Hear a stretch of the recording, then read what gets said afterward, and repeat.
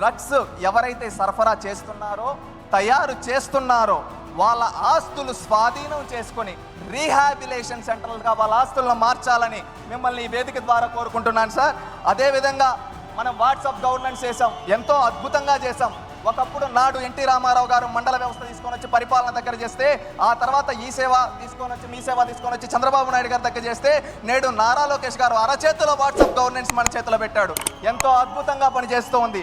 ఆ WhatsApp governance ద్వారా ఇప్పుడు మనం అంటూ ఉంటాం సార్, ఏదైనా ఫోటో తీసి పెడితే ఎక్కడైనా పెడితే అది ఈజీగా తీసుకోవచ్చు. అలాగే వాట్సాప్ గవర్నెన్స్లో ఒక ఫ్యూచర్ అనేది మనం తీసుకొని రావాల్సి ఉంది.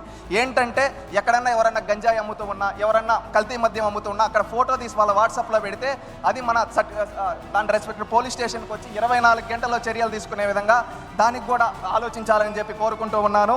మనం ఒకే నినాదంతో ఉండాలి. 2047 స్వర్ణాంధ్ర విజన్తో పాటు అదేవిధంగా డ్రగ్స్ ఫ్రీ ఆంధ్రాగా కూడా మనం గుర్తుపెట్టుకోవాలి. మనందరం ఒక లక్ష్యాలని నిర్దేశించుకుంటూ మనం ముందుకెళ్ళాలి.